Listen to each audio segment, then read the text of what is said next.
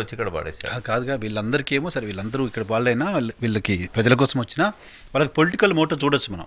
ఈయనకి political Moto ఉంది. ఒక జడ్జిగా ఉన్న వ్యక్తి, జ్యుడిషియరీ నుంచి వచ్చిన వ్యక్తి, న్యూట్రల్గా ఏముందో పరిశీలించి ఇవ్వడం కోసం వేసిన కమిషన్. పొలిటికల్ మోటో అందరికి ఉన్నదని అనుకోలేము, బట్ ఏది ఏమైనా కూడా ఇది టిపికల్. జయప్రకాష్ నారాయణకి అయితే పొలిటికల్ మోటో, పార్టీ ప్రెసిడెంట్గా మొన్నటి వరకు అయినా ఉన్నా కూడా కేసీఆర్ మీద కోపమే లేదు ఆయనకు. నేను అనేది ఏంటంటే అర్థం చేసుకోవడంలో విఫలమవుతున్నారు. ఇప్పుడు అర్థం చేసుకోవడంలో విఫలం అవడం ఒకటి సార్, వాళ్ళకి కూడా అర్థమయ్యేలా ప్రభుత్వం చెప్పలేకపోతే ఇంక వేరే వాళ్ళకి సామాన్యులకి ఏం అర్థం అవుతుంది పాయింట్. ఎగ్జాక్ట్లీ, అది ఒక లోపం అయితే జరిగింది. నేను కొంచెం దాన్ని భర్తీ చేయడానికి ప్రయత్నం చేశాను.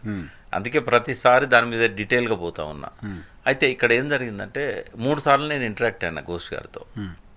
ఫస్ట్ ఏంటంటే ఒక అడ్వకేట్గా ఆయన నాతో చాలా మనసు విప్పి మాట్లాడాడు. మన ఇద్దరం ఒకటే కమ్యూనిటీ, నాకు ఇది సబ్జెక్ట్ కొత్త, మీరు కొంచెం నన్ను ఏమన్నా ఎన్లైటన్ చేయగలుగుతారా, నాకు అడిగిన రిపోర్ట్స్ కూడా నాకు చాలా రాలేదు, మీ దగ్గర ఏమన్నా నోటిస్తారా అని అడిగాడు. అయితే నేను చాలా ఒక 60-70 పేపర్స్ కానీ బుక్స్ కానీ టేబుల్ మీద డిస్ప్లే కూడా చేశాడు. నేను నా ఇంట్రాగేషన్ అయినప్పుడు నన్ను క్వశ్చన్స్ అడిగినప్పుడు ఆయన ఇవన్నీ ప్రకాష్ గారు ఇచ్చారని టేబుల్ మీద డిస్ప్లే చేసి చూపెట్టాడు విలేకరులకు. అయితే ఆయనకు నేను చెప్పింది ఏంటంటే, సార్ ఇది కొంచెం టఫ్ సబ్జెక్టు ఇరిగేషన్ అనేది, మీరు చాలా లోతుగా ఆలోచించి దాన్ని పరిశీలిస్తే తప్ప అది అర్థం కాదు సార్. ఈ కాళేశ్వరం ఇలా మేజర్ ఇష్యూస్ ఇవి ఉన్నాయని అన్న అంటే మీరు రిటర్న్ ఇవ్వండి అఫిడవిట్ రూపంలో అన్నాడు. మళ్ళీ నెక్స్ట్ టైం నేను అఫిడవిట్ రూపంలో ప్రజెంట్ చేశాను. 3వసారి నన్ను ఇంట్రాగేషన్ పిలిచారు. అయితే ఎంక్వైరీకి పిలిచారు. పిలిచినప్పుడు కూడా 1 అవర్ తీసుకున్నారు. కేసీఆర్ గారికి ఎట్లయితే 1 అవర్ తీసుకున్నారో చాలా ప్రశ్నలు అడిగారు, ఆధారాలతో సహా చెప్పాను.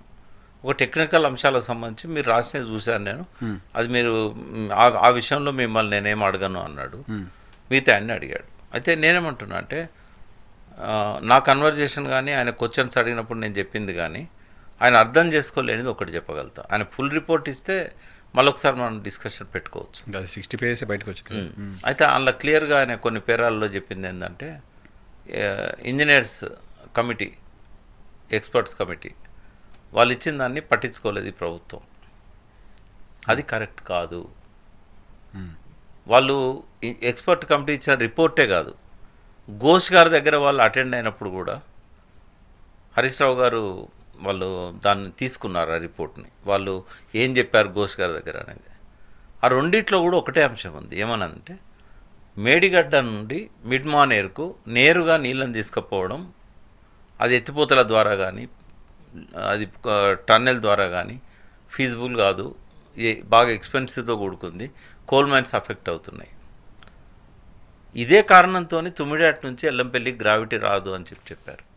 లెవెల్స్ బట్టి కాదు, వీళ్ళకి తెలియక లెవెల్స్ అంటున్నారు. 150 to 148 గ్రావిటీతో వస్తాయని మొన్న బట్టి విక్రమార్క కూడా అన్నాడు.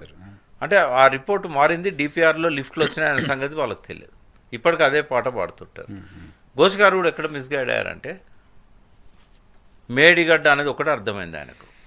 మేడిగడ్డ టు మిడ్ మానేరు గ్రావిటీతో రాదు, లిఫ్ట్ వల్ల రాదు, పైప్ వల్ల ఏ రకంగా సొరంగం ద్వారా కూడా రాదని చెప్పి ఇది ఎక్స్పెన్సివ్. అయితే ఆయన దాన్ని ఏం చేశాడంటే మేడిగడ్డకు అప్లై చేశాడు. మేడిగడ్డ ఎక్స్పెన్సివ్, మేడిగడ్డ ఫీజిబుల్ కాదు, మేడిగడ్డ సాధ్యం కాదు, మేడిగడ్డ నుంచి మిడ్ మానేరు సాధ్యం కాదు, మేడిగడ్డ సాధ్యమే. 3 సార్లు రాశారు అందులో. ఇంకా వాళ్ళు ఏం చెప్పారు తెలుసా, 105 మీటర్ల ఎత్తులో కట్టమన్నారు. గవర్నమెంట్ కట్టిందేమో 100 మీటర్ల ఎత్తులో, ఇంజనీర్ చెప్పింది 105 మీటర్ల ఎత్తులో. అది కడితే కనుక ఇంకా చాలా భూమి ల్యాండ్ అక్విజిషన్ చేయాల్సి వచ్చేది, సబ్మర్జెన్స్ ఎక్కువ అయ్యేది. కానీ మేడిగడ్డ ఫీజిబుల్ కాదు, మేడిగడ్డ ఎక్స్పెన్సివ్ కాదు, మీకు కావాలంటే నేను మేడిగడ్డ రిపోర్ట్ కూడా పంపిస్తాను, మీరు ఆ పేరాసును కూడా డిస్ప్లే చేయొచ్చు. మేడిగడ్డ వాళ్ళు కట్టమన్నారు, 3 సార్లు చెప్పారు 11 పేజీల్లో. అది ఘోష్ గారు తప్పుగా అర్థం చేసుకున్నారు. ఇప్పుడు ఆయన ఏంటి సార్, ఆయనకి అవగాహన లోపం లేకపోతే అర్థం చేసుకోవడంలో వచ్చిన కమ్యూనికేషన్ గ్యాప్ వల్ల ఇచ్చిన రిపోర్ట్గా చూడాలి దాన్ని. ఫస్ట్ ఏంటంటే, ఈ ఇంజనీరింగ్ నాలెడ్జ్ లేనప్పుడు కాదు జడ్జిలుగా పనిచేసిన వాళ్ళు అందరికీ అన్నిటి నాలెడ్జ్ ఉంటుంది కదా. ఒక మెడికల్ కేసు మీద ఆయన తీర్పిస్తాడు, వాళ్ళు ఏం చేయాలి, డాక్టర్ అయి ఉండడు. వాళ్ళు ఏం చేయాలంటే కేసు వచ్చినప్పుడు ఎక్స్పర్ట్స్ కూర్చోబెట్టుకొని ఇన్పుట్స్ తీసుకోవాలి, బాగా నాలెడ్జ్ తీసుకోవాలి. వన్ సైడ్ ఇచ్చిన రిపోర్ట్ కాదు కదా. కేసీఆర్ గారిని పిలిచారు, గంటలు మాట్లాడారు, హరీష్ గారిని పిలిచారు, గంటలు మాట్లాడారు, మీలాంటి వాళ్ళని పిలిచారు, గంటలు మాట్లాడారు. సింక్ కాలేదు ఆయన బ్రెయిన్లో అవి. ఎందుకంటే చాలా మంచోడు ఆయన నేను తప్పట వ్యక్తిగా ఆయన ఈజ్ అ నైస్ పర్సన్, ఆయన ఎవరి వల్ల మ్యానిపులేట్ అయ్యేటోడు కాదు, ఎవరి మీద పక్షపాతం ఉండే వ్యక్తి కూడా కాదు. దెన్ రిపోర్ట్ని బిలీవ్ చేయాలి. అర్థం కాలేదు ఆయనకు, సబ్జెక్ట్ అర్థం కాలేదు. చాలా మంది తెలంగాణలో కూడా చాలా మంది ప్రజల పట్ల ప్రేమ ఉన్న వాళ్ళకు కూడా ఆ కాళేశ్వరం అర్థం కాదు, బ్రహ్మ పదార్థం అది బ్రహ్మ పదార్థం కాదు.